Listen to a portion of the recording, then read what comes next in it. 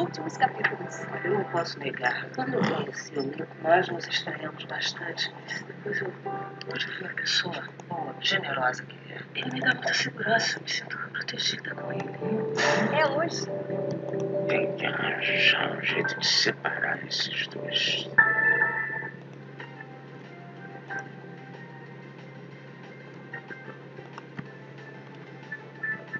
Olá, boa tarde. A onda de violência no Ceará. O estado recebe mais 100 agentes para ajudar no patrulhamento das ruas. Mas os ataques não param. E bandidos queimam até um carro de autoescola com o instrutor e o aluno dentro. Brasília. O presidente Jair Bolsonaro reúne os ministros para traçar ações do governo. Antônio Palocci, ex-ministro de governos do PT, presta depoimento pelo segundo dia seguido. A investigação apura fraudes em fundos de pensão. No Rio, promotores esperam ouvir hoje a mulher e as filhas de Fabrício Queiroz, ex-assessor de Flávio Bolsonaro.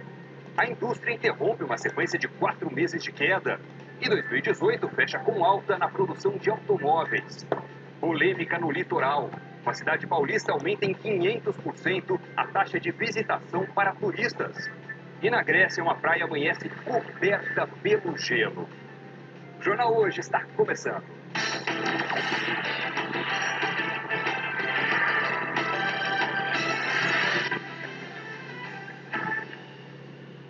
O Ceará recebeu mais um reforço de agentes da Força Nacional.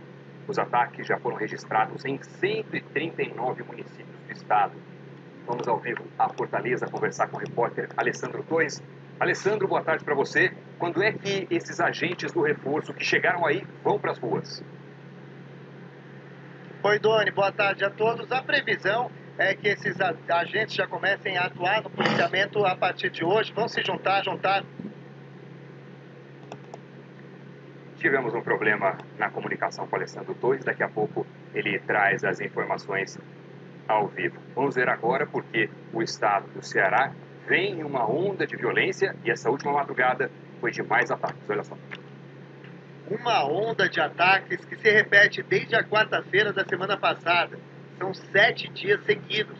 Segundo a polícia, foram registrados 159 atentados em que grupos criminosos incendiaram carros, prédios e destruíram o que estava pela frente. Na noite de ontem, o número de municípios atingidos chegou a 39. Fortaleza sofreu com novos ataques a ônibus, os 2 na periferia da cidade. Hoje, quem precisou usar essas linhas teve problemas. Tá muito difícil para chegada e a saída, né? Tá bem complicado, viu? A gente tem que esperar bastante. Tem que ter paciência. Um dos casos mais graves foi neste carro de uma autoescola. O instrutor e o aluno estavam no veículo, que foi queimado na região sul. O instrutor foi levado ao hospital com queimaduras. Na cidade, os agentes da Força Nacional continuam policiando as ruas e o governo confirma que presos de facções criminosas suspeitos de envolvimento nos ataques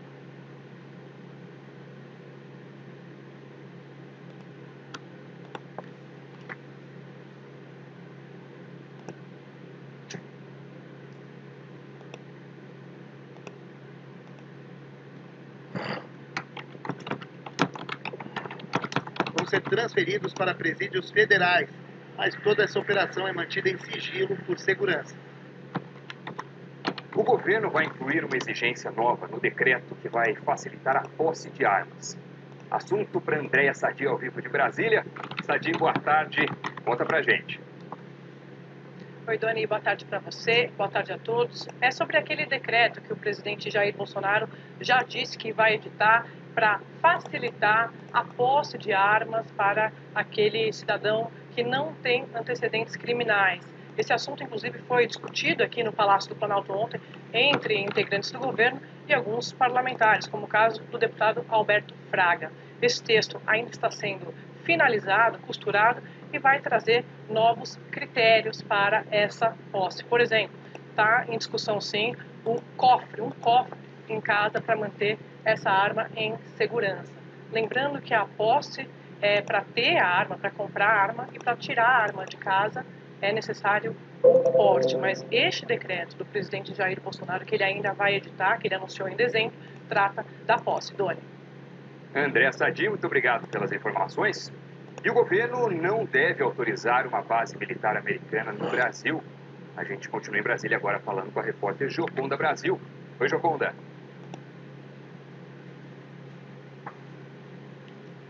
Oi, Doni. Boa tarde para você, boa tarde a todos. A possibilidade de instalação de uma base militar norte-americana aqui no Brasil foi levantada pelo presidente Jair Bolsonaro e também pelo ministro de Relações Exteriores, Ernesto Araújo. O secretário de Estado norte-americano, Mike Pompeo, que na semana passada esteve com o presidente Bolsonaro, disse inclusive que houve uma oferta do governo brasileiro nesse sentido.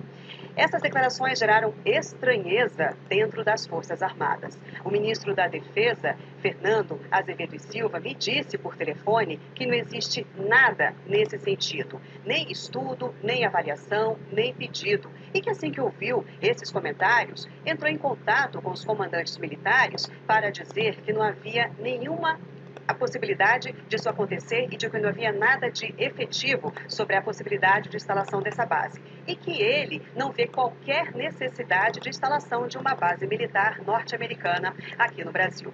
O presidente Jair Bolsonaro está nesse momento aqui no Clube Naval. É um almoço de despedida do ex-comandante da Marinha, Rivaldo Rossetto. E, por causa da presença do presidente, a entrada para os sócios aqui no clube foi fechada. Doni. Obrigado, Gioconda. O presidente do Supremo Tribunal Federal, Dias Toffoli, decidiu que as contas de Minas Gerais não serão bloqueadas pelo não pagamento de uma dívida de mais de 400 milhões de reais. A crise financeira do estado é tão grave que, por falta de repasses, várias cidades adiaram o início do ano letivo. O valor de 443 milhões de reais é de uma das parcelas de empréstimos de mais de 5 bilhões e 150 milhões de reais feitos em 2012, durante o governo de Antônio Anastasia do PSDB com o Banco do Brasil. O dinheiro era para ser usado em obras de desenvolvimento e infraestrutura rodoviária. A parcela deveria ter sido paga no dia 20 de dezembro do ano passado. Fiadora do empréstimo, a União deu um novo prazo para o pagamento da dívida, venceu ontem, e pediu que, caso a prestação não fosse paga, a Receita do Estado e as verbas constitucionais fossem bloqueadas, como punição. Mas o governador Romeu Zema, do Partido Novo, alegando não ter dinheiro, recorreu ao STF. E, em caráter de urgência, o presidente do STF, ministro Dias Toffoli, suspendeu o bloqueio e determinou que a União não inscreva o Estado de Minas Gerais nos cadastros de inadimplência da administração federal. Para o ministro, essa decisão é para evitar que os repasses do governo federal ao Estado não sejam cancelados, prejudicando a manutenção de serviços públicos como saúde e educação. Minas Gerais sofre uma grave crise financeira e fiscal que impacta não só o Estado, mas também as prefeituras. Segundo a Associação Mineira dos Municípios, 12 bilhões de reais que deveriam ter sido repassados no governo de Fernando Pimentel, do PT, não chegaram às cidades. Por causa disso, pelo menos 11 escolas da região metropolitana de Belo Horizonte vão adiar a volta às aulas. Em Vespasiano, o ano letivo só começa no dia 11 de março. Nós teremos a economia, além do país.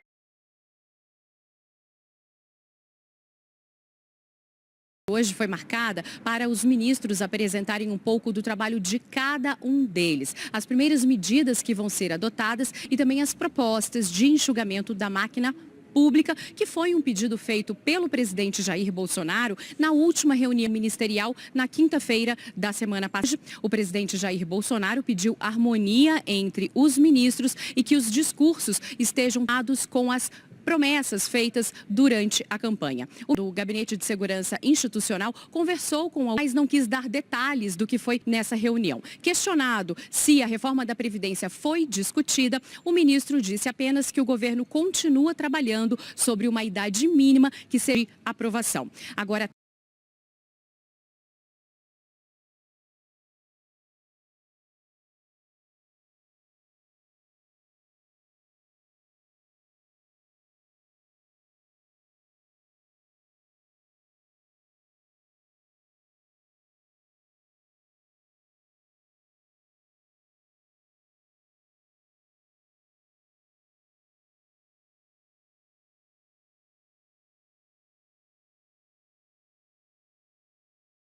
o ministro tinha sociedade com fundos de pensão.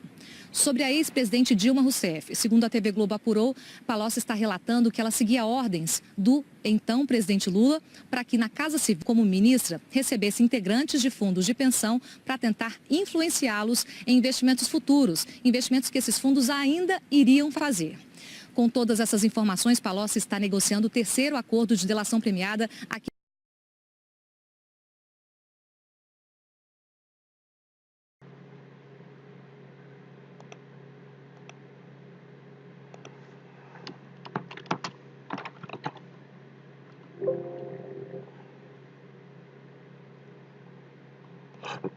O ministro tinha sociedade com fundos de pensão.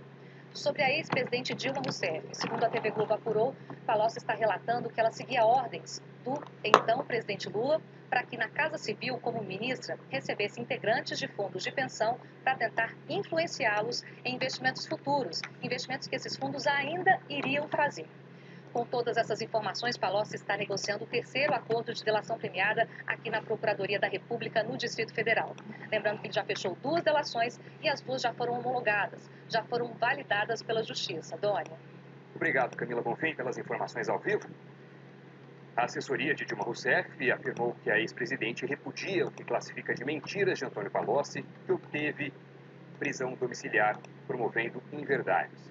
A Previ, Fundo de Previdência dos Funcionários do Banco do Brasil, afirmou que os investimentos são feitos de forma técnica, criteriosa e independente de ingerência política e de acordo com as políticas de investimento da entidade e a legislação vigente. A Odebrecht disse que está colaborando de forma eficaz com as autoridades em busca do pleno esclarecimento dos fatos narrados pela empresa e por seus executivos. A Braskem disse que todos os temas relativos às práticas impróprias foram contemplados em um acordo global de leniência que segue colaborando com as autoridades. E nós não tivemos resposta da defesa do ex-presidente Lula e não conseguimos contato com a defesa de Emílio Odebrecht. Terminou o prazo para a entrega das alegações finais no processo do sítio de Atibaia. A ação tem 13 réus, entre eles o ex-presidente Lula, e apura crimes de corrupção e lavagem de dinheiro. As alegações finais foram entregues à Justiça ontem à noite. A defesa de Marcelo Odebrecht, delator e ex-presidente da Odebrecht, pediu a suspensão do processo porque Marcelo já foi condenado a mais de 30 anos em outras ações e que sejam concedidos a ele novos benefícios, além dos previstos no acordo. Marcelo está em prisão domiciliar com tornozeleira eletrônica. Outro ex-presidente do grupo Odebrecht, Emílio Odebrecht, pai de Marcelo, voltou a afirmar que autorizou as obras do sítio de Atibaia, que era frequentado pelo ex-presidente Lula, a pedido da então primeira-dama, Dona Marisa Letícia. Os advogados de Emílio pedem o perdão judicial ou redução na pena. Quanto a Léo Pinheiro, ex-presidente da OAS, os advogados reafirmaram que as reformas foram solicitadas pessoalmente por Lula e que o ex-presidente sabia que os valores gastos seriam abatidos de uma conta de propinas que a OAS tinha com o PT. A defesa apresentou uma agenda com o registro de um encontro que teria acontecido com Lula, além de mensagens de celular que citam as obras e supostos acertos de propina. Os advogados pedem que Léo Pinheiro seja beneficiado na sentença por estar colaborando com a Justiça. Lula é acusado de receber propina de empresas por meio de reformas no sítio de Atibaia em troca de benefícios obtidos em contratos com a Petrobras. Os advogados voltaram a afirmar a inocência do ex-presidente. A defesa sustenta que as obras não têm relação com a Petrobras, que Lula não é o dono do sítio e que não há como provar que ele soubesse das reformas. Os advogados também dizem que, ainda que se conclua que Dona Marisa tivesse conhecimento e domínio das reformas. Na fase, a Justiça poderá dizer se os réus são culpados ou inocentes, mas não há prazo para essa decisão. Sobre a afirmação dos advogados de Léo Pinheiro a respeito de uma conta de propinas, Dores afirmou que nunca teve conta secreta, que essa é mais uma mentira vendida por criminosos o dinheiro que desviaram. O ministro Lula. O PROCON anunciará ao cargo em meio a investigações de corrupção que envolvem a Odebrecht no país. Os peruanos protestavam da forma como Pedro Chávarri conduziu. Na semana, demitiu 2 promotores encarregados pelo caso, mas voltou atrás depois que o presidente pendê-lo. A Odebrecht disse, mas reconheceu irregular e disse que está... A absolvição de Lula por falta de provas. E caso o ex-presidente seja condenado, que a justiça reconheça que os crimes de corrupção e lavagem de dinheiro já prescreveram. As alegações finais são a última etapa do processo antes da sentença. A partir dessa fase, a justiça poderá dizer se os réus são culpados ou inocentes, mas não há prazo para essa decisão. Sobre a afirmação dos advogados de Léo Pinheiro a respeito de uma conta de propinas, o Partido dos Trabalhadores afirmou que nunca teve contas secretas, nem com bancos, nem com empresas dentro ou fora do Brasil. Que essa é mais uma mentira vendida por criminosos à Lava Jato para sair da cadeia e recuperar o dinheiro que desviaram. O ministro Sérgio Moro disse que não vai se manifestar sobre as alegações da defesa do ex-presidente Lula. O procurador-geral do Peru anunciou que vai renunciar ao cargo hoje em meio a investigações de corrupção que envolvem a Odebrecht no país. Os peruanos protestavam pela forma como Pedro Chávarri conduzia as investigações. Na semana passada, ele demitiu 2 promotores encarregados pelo caso, mas voltou atrás depois que o presidente do país, Martim Vizcarra, ameaçou suspendê-lo. A Odebrecht disse que não vai se manifestar sobre a renúncia, mas reconheceu irregularidades no país e disse que está colaborando com as investigações. O ex-presidente da Nissan, o brasileiro Carlos Ghosn, falou pela primeira vez à justiça japonesa depois que foi preso em novembro do ano passado. Mais de 1.000 pessoas fizeram fila para tentar pegar uma senha e ter acesso a um dos 14 assentos disponíveis para acompanhar a audiência. O executivo foi levado ao Tribunal de Tóquio em um ônibus de transporte de presidiários, algemado. Ficou diante de um juiz e leu uma declaração em inglês. Pela primeira vez, Carlos Ghosn teve a oportunidade de se defender publicamente.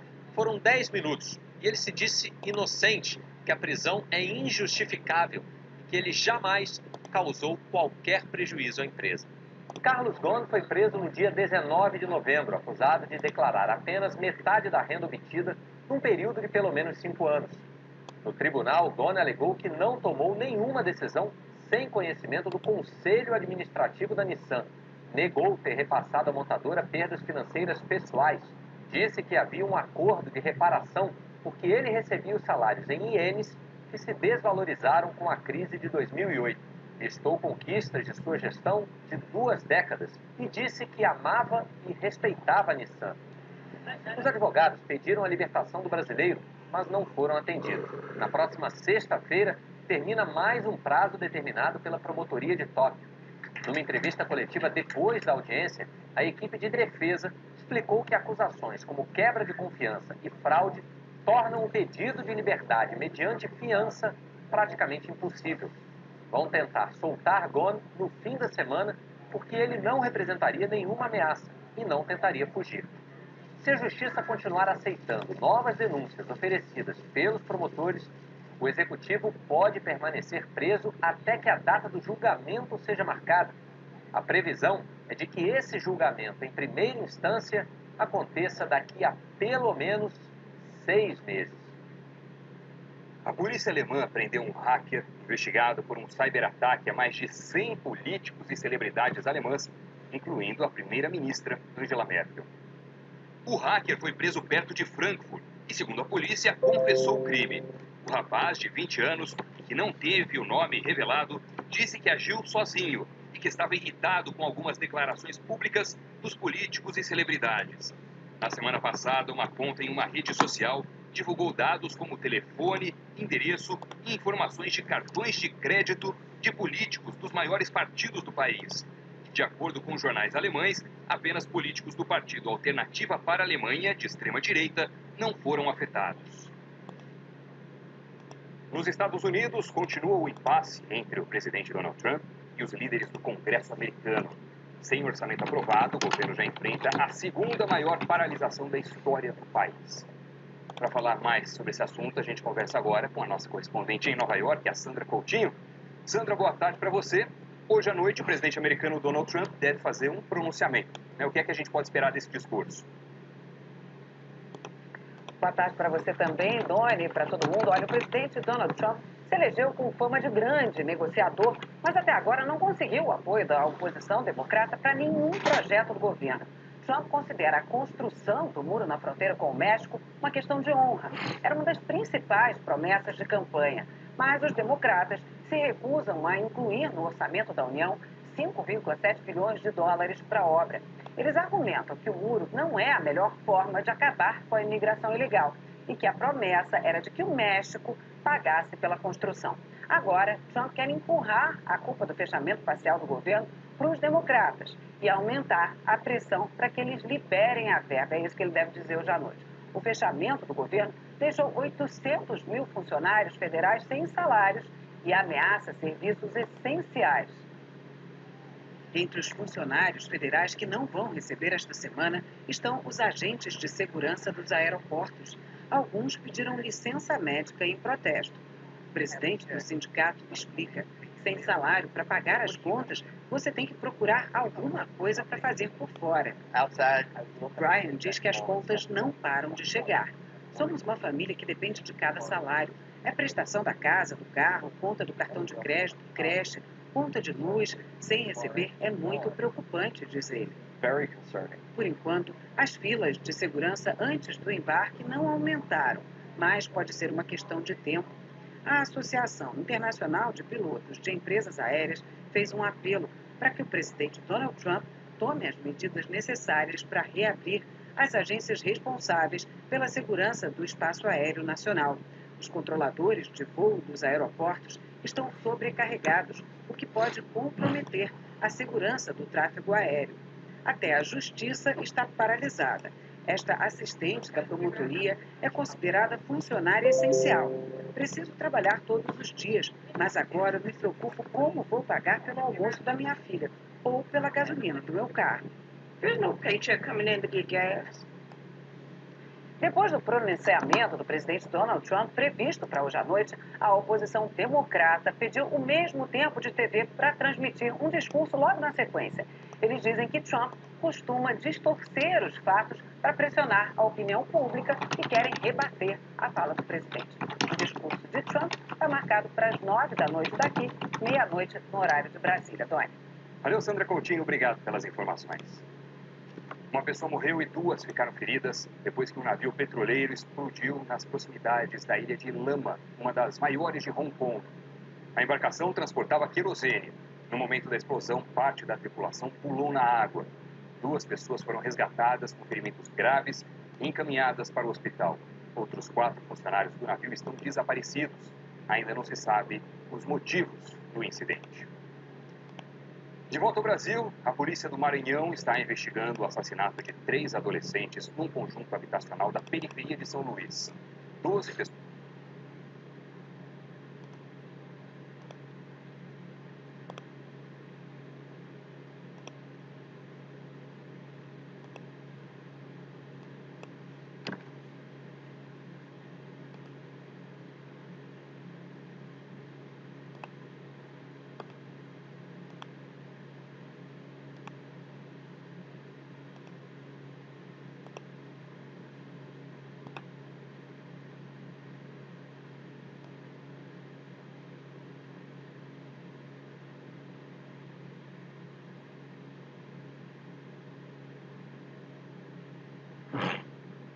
Já foram ouvidas. O policial militar foi preso. Gildean Castro Silva tinha 14 anos. Joanderson da Silva Diniz, 17 e Gustavo Feitosa Monroy, 18 anos. Os 3 foram encontrados mortos no matagal dentro de um condomínio em construção do Minha Casa Minha Vida, no bairro Coquilho, zona rural de São Luís. Os 3 foram assassinados com um tiro na nuca.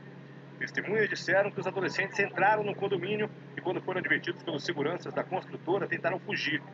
O policial militar Hamilton Caires Linhares, que chefiava uma das equipes de segurança, foi preso suspeito de participar do crime. Em depoimento, ele admitiu que perseguiu os jovens, mas negou o crime. Disse que atirou para o alto para espantar os invasores. Segundo o policial, ele usou uma arma emprestada porque a dele desapareceu em outubro. Para a Polícia Civil que investiga o assassinato, o PM pode ter se livrado da pistola para atrapalhar as investigações. já que ele não fez ocorrência do sumiço da arma. Ele alegou que a arma que estava usando era de um colega, policial militar, que emprestou para que ele usasse naquele dia. O colega esse que também faz parte do grupo que presta serviço para a empresa de segurança.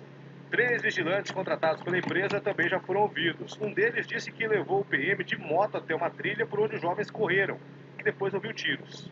A polícia vai ouvir ainda os depoimentos de outros 3 policiais militares e de um agente penitenciário que também prestavam serviço à empresa de segurança contratada pela construtora. As armas de todos eles serão apreendidas e vão ser periciadas. A morte dos jovens provocou vários protestos. Ontem à tarde, mais de 200 casas do condomínio em construção foram depredadas. 2 ônibus que transportavam operários da construtora e outros veículos da empresa foram queimados no fim de semana. Os manifestantes também atearam fogo no almoxarifado com mais de R$200 mil em mercadorias, segundo a empresa, que suspendeu as atividades no local. O batalhão de choque da PM está na região para evitar novos ataques. Os parentes disseram que os jovens não tinham passagens nem envolvimento com drogas. Para eles, os adolescentes só queriam chegar a um riacho. Não quero mais morte, não quero de ninguém, quero só justiça.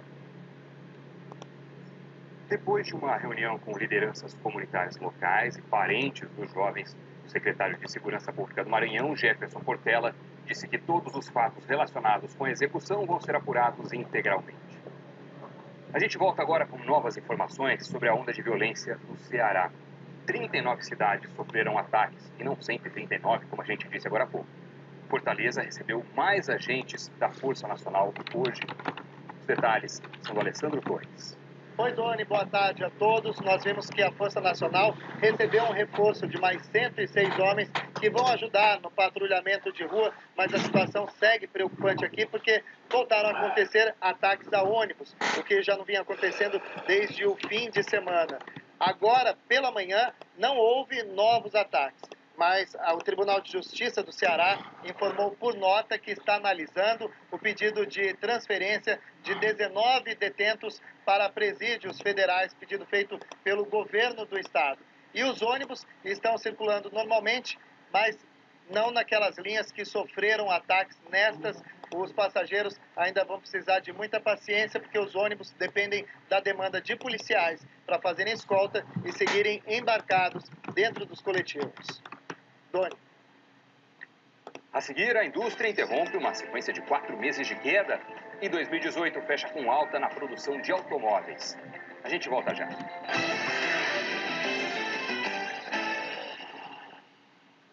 O tempo não para. Últimas semanas. O momento do duelo se aproxima. Para que isso? Nossas medidas para os caixões. Um dos senhores terá o repolho eterno em um esquife de qualidade. Mas o que Dom Sabino não imagina é que vai ser trapaceado. E aí, Lev? Você já recebeu a bala que vai substituir a verdadeira da arma do Dom Sabino? Tá na mão já, patrãozinho. Tô partindo pra lá, já é? Hoje, o tempo não para. A Bia ajuda milhares de brasileiros todos os dias. Bia. Será que ajuda? Tô sem grana, cheio de conta, precisando de crédito. Fale com a Bia. Ela ajuda inclusive quem ainda não tem conta no Bradesco. Bia, como é que fechou a bolsa? Por que eu não tenho uma conta no Bradesco ainda? Quero abrir uma conta. Ih, esqueci a caneta. De novo. Bia, ajuda aí. Relaxa, dá pra pagar com o celular. Mas quer entender? A Bia entende e aprende com você. Bia, eu preciso de... Quem é Bia? Fale com a Bia e abra sua conta. Bradesco, pra frente. Turismo no Brasil. Quanto mais você descobre, mais quer descobrir. Verão é sol, calor e muitas belezas naturais. São 7.000 quilômetros de litoral e a maior quantidade de água doce do mundo. Descubra a estação mais quente do ano relaxando em praias, conhecendo ilhas, se aventurando em trilhas. A pé, de carro ou trem, pela água ou pelo céu, você pode descobrir novos paraísos. Venha, descubra o Brasil. Descubra o verão. É tudo seu. É tudo de bom. É turismo. Tá na Globo. Apoio CVC. Quer curtir o verão? Vai de CVC. Fala galerinha, terça-feira tem Meu Vídeo, é um show com o ator Caio Black, está em O Sétimo Guardião e vamos relembrar os personagens mais marcantes da sua carreira. Você sabia que Lúcio Mauro Filho e Oberdan Júnior são amigos e compadres? Agora a gente vai ver quem ganha o teste de amizade. E o vídeo show começa logo depois do Jornal Hoje. Dados importantes divulgados sobre a economia do Brasil. A produção de veículos no país terminou 2018 com uma alta de 6,7%. Isso significa que saíram das esteiras do setor quase 2 milhões e 900 mil carros, caminhões e ônibus. É o equivalente a 1 a cada 27 segundos. Pelos dados da Associação das Montadoras, Anfávia, esse é o segundo dado positivo depois de um mergulho que durou 3 anos. Já as exportações caíram quase 18%, reflexo principalmente da economia fraca no nosso principal cliente estrangeiro, a Argentina. Para o ano que vem, o setor prevê uma alta de 11,4% na produção. E saíram hoje também números gerais da indústria do Brasil. Segundo o IBGE, a produção de novembro foi tímida, mas positiva. Cresceu 0,1% em relação ao mês anterior. Foi o pior resultado para meses de novembro desde 2015, mas o suficiente para interromper uma sequência de 4 quedas seguidas. Dos 26 ramos pesquisados, 10 cresceram, com destaque em particular para a indústria farmacêutica, 7,1%, e também para a indústria de alimentos. De janeiro a novembro, a produção da indústria avançou 1,5%. E o dado fechado do ano de 2018 sai no mês que vem. Os preços dos imóveis, na média, caíram no ano passado. E as duas cidades onde as quedas foram mais significativas ficam no Rio de Janeiro, a capital e Niterói. A Gabriela era pequenininha assim e já tinha a resposta para quem perguntava o que ela queria ser quando crescer. Nunca tive dúvida, eu queria ser médica. E qual era teu sonho? Ter o consultório. Há 7 anos ela se formou em medicina, mas ainda faltava o consultório. Diária, Gabriela conseguiu um preço melhor porque comprou a sala num leilão. Pagou 90 mil por uma sala que valia 290 mil reais. Teve o grande aumento, né? E aí depois passou as Olimpíadas, a gente teve uma diminuição nos valores. Porém, mesmo assim, mesmo com a diminuição, o leilão ainda valia muito, né? Pela acessibilidade dos valores. Eu brinco que esse aqui é o sonho. Ele não é o consultório, ele é o sonho. Segundo o indicador FIPESAP, que mede o preço dos imóveis, casas e apartamentos ficaram em média 0,21% mais baratos em 2018. Depois de 4 anos de alta, 20 cidades analisadas, o preço médio caiu em 7. As maiores baixas foram em Niterói, Rio de Janeiro e Fortaleza. Essa cobertura, por exemplo, tem 3 quartos, 150 metros quadrados. Já chegou a custar R$1 milhão. Hoje está praticamente pela metade do preço.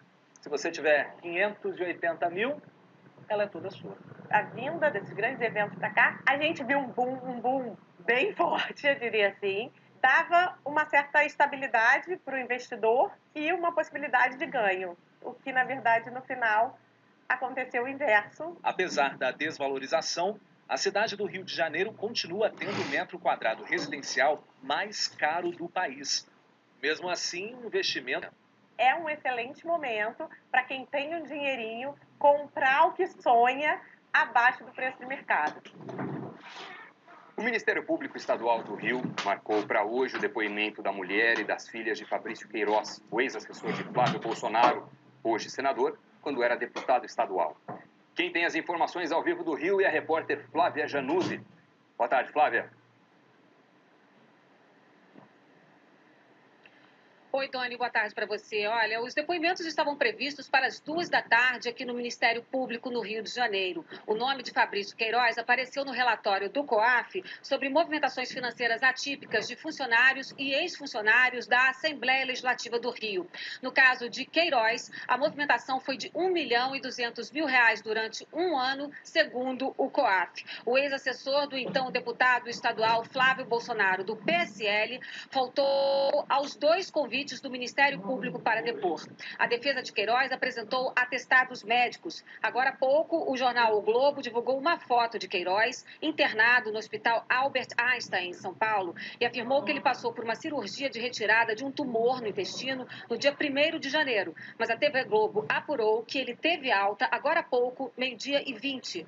A família, segundo a defesa, teria se mudado temporariamente para São Paulo e, portanto, não compareceria ao Ministério Público para prestar esclarecimentos. O relatório do COAF foi realizado na Operação Furna da Onça, quando 10 deputados estaduais do Rio foram presos em novembro. A promotoria também convidou o senador eleito Flávio Bolsonaro para prestar esclarecimentos na próxima quinta-feira, mas por prerrogativa do cargo público, ele pode definir a hora, o local e a data. Em nota, a assessoria de Flávio Bolsonaro disse que ele não é investigado, que não fez nada de errado e que está à disposição das autoridades por ser o principal interessado na elucidação dos fatos. Nós não conseguimos contato com a defesa de Fabrício Queiroz. Doni. Muito obrigado, Flávia. A seguir, uma cidade do litoral paulista aumenta a taxa de visitação para turistas em 500%. E na Grécia, uma praia amanhece coberta pelo gelo. Daqui a pouco a gente volta já.